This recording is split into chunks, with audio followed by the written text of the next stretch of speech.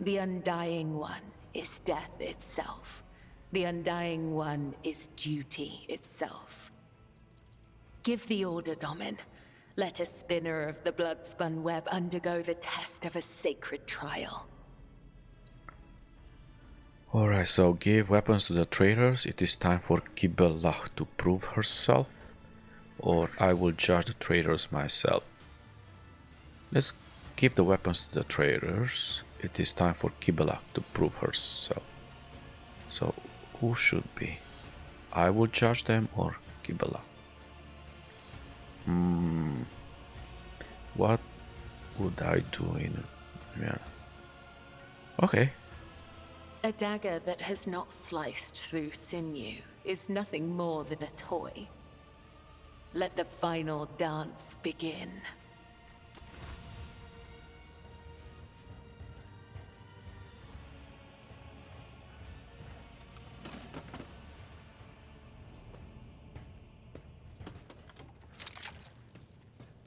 Your Emperor won't save you!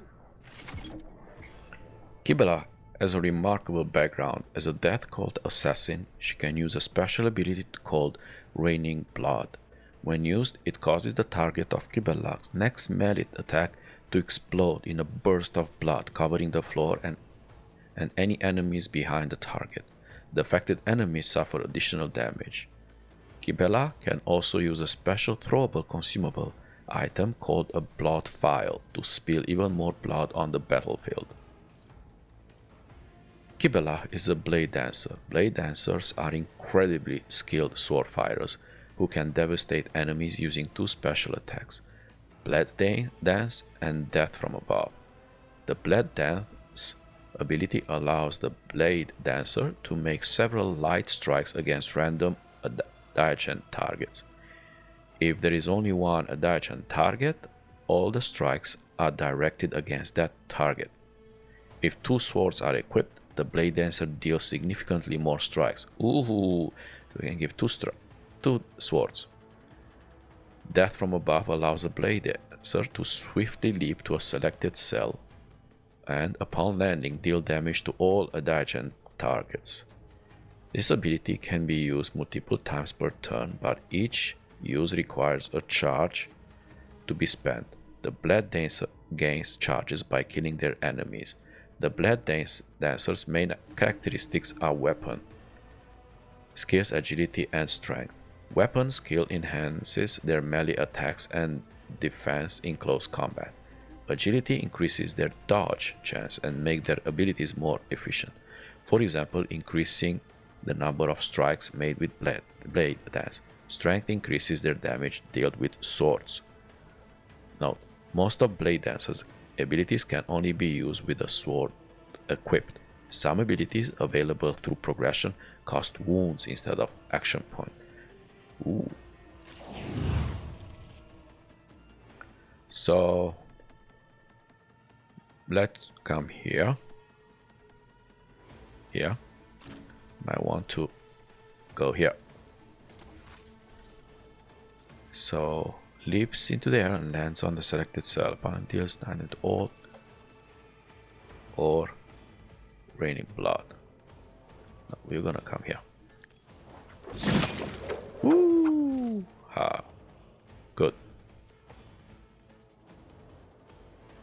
The Blade Dancer makes 3 melee attacks random targets, each dealing 50% of their normal damage. Or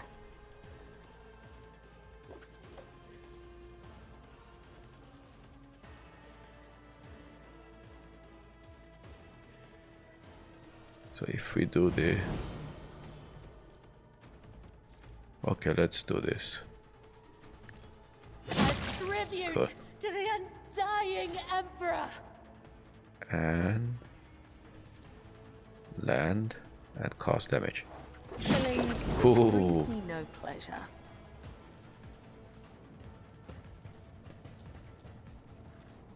I like her. Combined with Kasha. Oh, whew.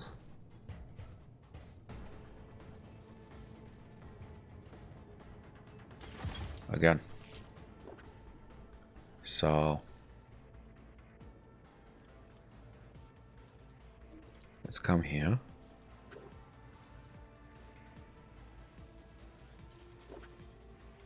Or if I come here.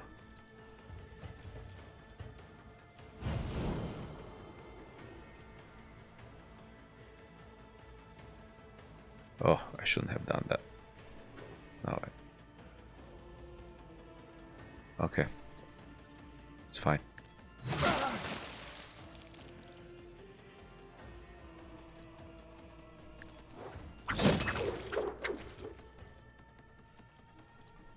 Okay, I have one more.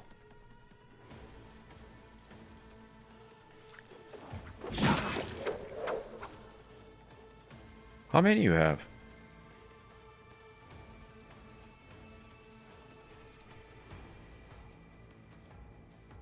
I shall not fail. As honor ordains.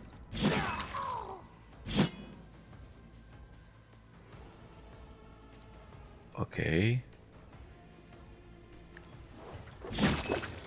Also goes in diagonal too. That's good to know. Death to non-believers! It's fine.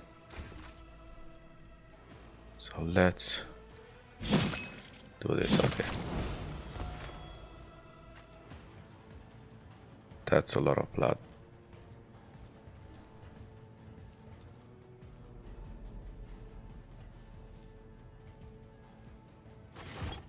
A cut to the heart, a cut to the throat, a cut to the stomach. These wounds have been inflicted according to his pleasure. The blood of the apostates will wash away the stain of their treachery, so that their souls may prostrate themselves before the Undying One's throne and beg his forgiveness. Kibellah wipes the blood from her blade in one swift movement. I have acted with reverence and shown proof of my loyalty. Will you accept me, Dominrel? Will you make me your shield and shadow? Oh yeah. Your lordship, the spinners of the Bloodspun Web were watching, tracking, and killing von Valancius enemies long before the warrant of trade passed to Lady Theodora. However, their blade has also been known to cut short the lives of highly upstanding persons. The factotum swallows nervously, casting a fleeting glance at Kibellah. But I certainly do not in any way condemn the deeds of the deeply esteemed cult. I am sure they must have had good reason. The Master-at-Arms clears her throat. The cultists are the scourge of the seditious. They bring the unrighteous to ruin. The enforcers respect the Bloodspun Web, for we share a common goal, to bring his light and his harsh justice to the darkest depths of this ship. Scourge of the seditious or not, folk are afraid of them for a reason. A couple of watches ago, these spinners took a train driver to pieces for some kind of ritual. I don't know what old Malak did to earn that privilege, though. And who's going to feed his family now? Heinrich takes a drag on his low stick, exhaling the thick smoke through his clenched teeth. But that's a lower-decker problem. What matters is that the Bloodspun Web serves you faithfully, Lord Captain. A plump old man in the rich robes of a confessor adds respectfully. My predecessor's predecessor once delivered a sermon about how the spinners saved this vessel from the servants of the archenemy. The Bloodspun Web paid the price in blood, a river of scarlet that flooded the decks from bridge to bilge. They became the blood of the flagship, the pulse in its veins, and the beat of its heart. Their great sacrifice earned them the favor of House von Valancius. It seems not all the officers have been presented to me yet. Confessor Adalbert, your lordship. Yep. As a humble servant of the Emperor, I am entrusted with the high honor of being the ship's confessor, or, in other words, the highest spiritual authority on your vessel. I am here to oversee the purity of the crew's faith. I officiate in the officers' chapel and also look after the ship's reliquary. Confessor, tell me about the spinner's great sacrifice. The vessel was beset by famine and pestilence during a long warp jump. The flagship wandered uncharted paths in the Immaterium for 20 cycles straight. Servants of the archenemy used the despairing hearts of the crew to infiltrate the ship, and death followed. The hungry became the hunted. The famished became a feast. The exhausted crew was too weak and emaciated to resist the invaders, but then the spinners emerged from the depths. They stood alone against hundreds of foes, yet they did not falter. They did not sleep or rest as their blade-tip dance brought death. Though many spinners fell, the Bloodspun Web held strong until the flagship left the turmoil of the warp. I wish to hear what my retinue thinks. I have heard, though only at a distance, the prayers the spinners offer up to him. I have seen how their deeds fill the people's hearts with confidence in the inevitability of his wrath. The Bloodspun Web's loyalty to the Emperor is without question, as is their willingness to lay down their lives in the fight against the archenemy. Although Lady Theodora never granted the cult an audience or brought a spinner into her retinue, she respected the Bloodspun Web and approved of its mission. It is strange. Their shadowy forms are swathed in darkness, yet a radiant light burns within them like scarlet flame. I think it is a good sign. It is rare to see anyone filled with such light, even among servants of the faith. You will be my shadow, Kibellah. I don't care who likes Kibella's or not. movements are slow, almost rhythmic, as she removes her ceremonial mask. The dark shadows of her eyes accentuate the deathly pallor of her skin, which is covered in ritual scars. Henceforth, I am your shadow, Dominrel von Valancius, an instrument of death placed in your hand by the Undying One. For so it was ordained, and so his tarot forespoke. The young woman bows her head once more. I also come bearing an invitation from the Vizier of the Bloodspun Web. He wishes you to know that the doors to the Undying One's temple are open to you. Are you suggesting the Lord Captain should go down into the depths of his flagship to search for this temple? With all due respect, the lower decks are for servants and crew. They are not a fitting place for his lordship. Forspoke, what do you think? What tarot? The greatest, most sacred relic of the Bloodspun Web, the Emperor's Tarot.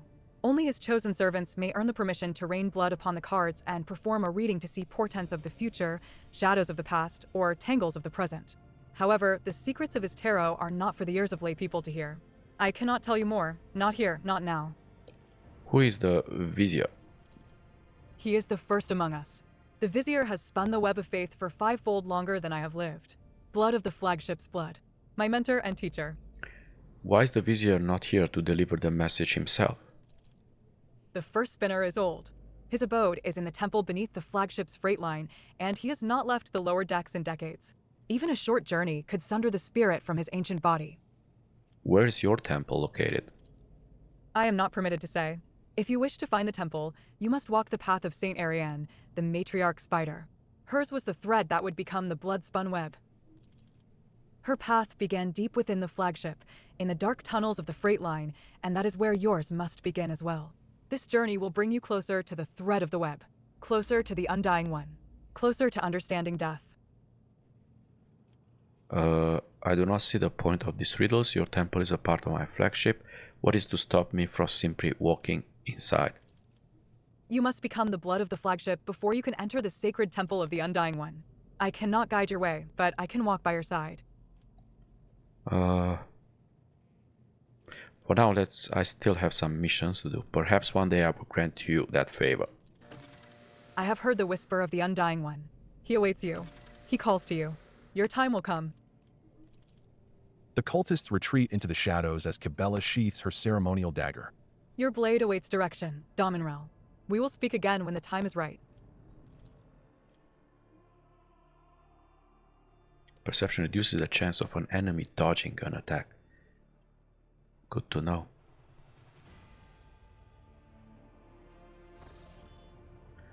The Rogue Trader's ship is a veritable city sailing through the void. The ship has numerous compartments that you can visit. Navigate these compartments using the map of the ship, which you can access from the main elevator. Yep, sign you. So let's see. Ooh, my shadow. So let's see. What do you have? I hope you have many swords. Yeah, 2 swords.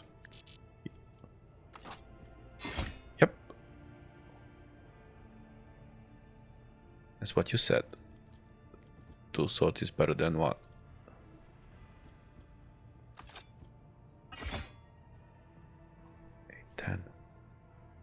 Oh yeah, this one comes here. It's the silent verdict. Ah, this is a 2-handed one. So if I would have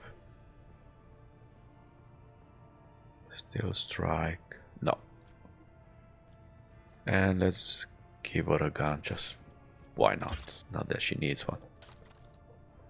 What do you have as 20%? Yep, you don't need more. You're good to go. You have health. Yeah. What are your... Let's see, what can you do? So you are very dogmatic, just like Argenta. 200. Yep. Features. So you have the Blood Dance, the Death from Above, and the Raining Blood. What is this Death Walls? The Blood Dancer uses Death from Above against the target enemy without spending a charge. Ah, this is Desperate Measures. Good to know. Archetype. Reputation, I don't care about it. And you are a Blood Dancer. Ranking. Let's see, what do we have first? Nimble. If we cannot do anything, we do the Nimble. And decreases the parry and reduces enemy parry chance against melee attack or agility. It improves the character's initiative, dodge. Manipulate delicate explosive with finesse to keep their footing when crossed. It improves the character's initiative, dodge, chance, and reaction. If character uses a melee weapon, their dodge reduction is equal to the half of their agility. So how much is your agility? 55. So we do weapon skills. Reflects a character's competence in all forms of close combat. It increases their parry and reduces enemy parry chance against melee attack. It also increases chance of scoring a crit hit. Now we go with the agility. We want to reduce their dodge. Good. Now this is the second one. So what we have? If the Blood Dancer immediately returns to the cell where they started a turn.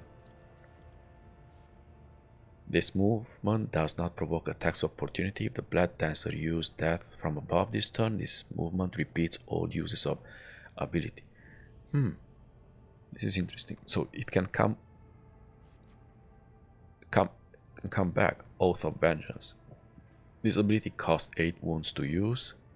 The Blood Dancer selects an ally until the end of the combat. Attacks made by the Blood Dancer against that enemy who have already attacked that ally gains 15%. No. Veil of Bloods. This ability costs 8 wounds to use. The Blood Dancer faces a side of their choice and immediately ends their turn.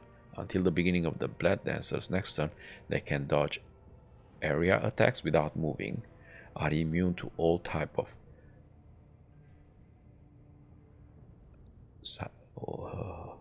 force movement, gain 20% parry against their attacks. While under the effect of Veil of Blades, the Blade Dancer can even parry range attacks, except range area attacks made from the side. The chance to parry a range attack is calculated as if it were a melee attack, where the attacker's weapon skill is equal to the hit chance. If an attack is parried in this way, it can be redirected towards one of the enemy. The chance of redirection is equal to half of the Blood Dancer's parry chance against this attack. Okay, we're gonna go with this. We might need to. This is the strength. So the strength also affects the damage the melee weapon allows. Okay, I don't care about this. Let's do athletics. So she's even stronger with a sword. And let's continue.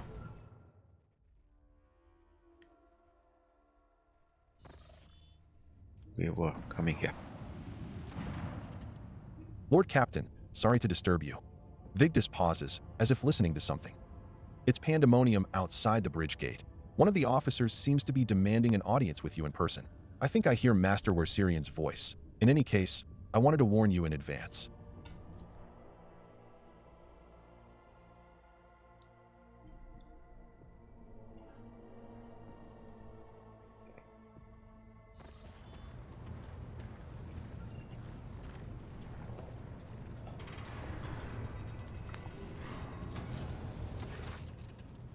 The everyday sounds of the bridge are disrupted by voices raised in anger. Abelard's voice the loudest of all. This is not the conduct of an officer.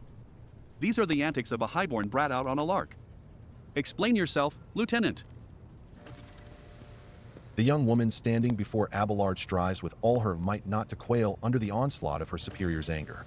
She falters but then manages to look him in the eye and say, I apologize, sir, but I must speak to the Lord Captain. Very well, Lieutenant. You may address the Lord Captain, not least because I see you have already seen fit to disturb him. Your unauthorized appearance on the bridge and display of belligerence toward a higher-ranking officer will be logged on your personal file without delay. Lord Captain, Lieutenant Avril Vent, requesting permission to speak. Vent falls silent and then adds rashly, On a matter of extreme importance and urgency.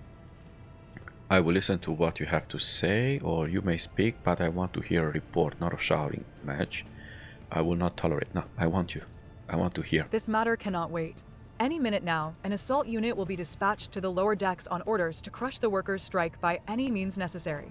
But I am convinced that this step is unwarranted, and that the crisis itself was provoked by the actions of one of the senior officers. Vent is almost trembling with tension as she delivers her speech, her face extremely pale. So there is a worker strike at the lower decks? Abelard, in no hurry to intervene, lets out a skeptical huff. He glances at Sourback, who is standing not far from him, but she maintains a stony expression. Lord Captain, I urge you to investigate the actions of Seneschal Werserian, and to intervene in what's happening on the lower decks, because very soon we will have a mutiny or a massacre on our hands. Vent reels off the last words as though she knows them by heart. She has clearly been preparing to say them for some time. When she is finished, she casts an anxious glance at Abelard, then at you. Wait, there is an exactly what I said. There is an insurrection in the making aboard my ship and no one has informed me? I would not deem it a problem worthy of the rogue trader's attention. The lower decks, as it so happens, are in revolt.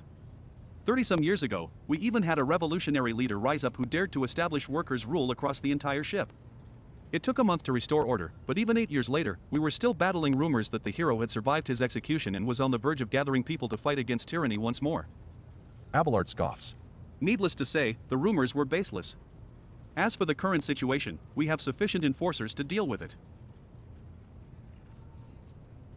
But on this ship, the word of the Lord Captain carries more weight than a salvo from 100 bolters. I'm sure that if the rogue trader addresses the malcontents directly, he will quell the unrest. I dread to think what problem you will disturb the rogue trader with next. Perhaps you will ask the Lord Captain to break up brawls in the mess room? I have already given you the means to resolve this problem, you simply need to use them. If I may, your lordship, sending a hit squad to crush the rebellion is a means of ignoring the problem, not solving it. How did you all start? The situation could boil over at any minute, so I'll give you the condensed version. It all began when the enforcers found a cultist amulet on the body of someone who'd been killed in a drunken brawl. We reported it up the chain immediately, arranged for a cleansing rite to be performed, and opened an investigation. No heretics have been found alive, but the search has brought tensions between enforcers and workers to a head. Where does Seneschal Verserian come into all this? I shall explain. Abelard intones grimly. I beg you to hurry. Time is running out. I will not hurry, since my competence is under scrutiny. I shall speak for as long as I see fit. There is an established order to the way things are done on this ship, and one of the pillars of that system is that the rogue trader's attention is not distracted by trivial matters. It is the Seneschal's role to ensure that.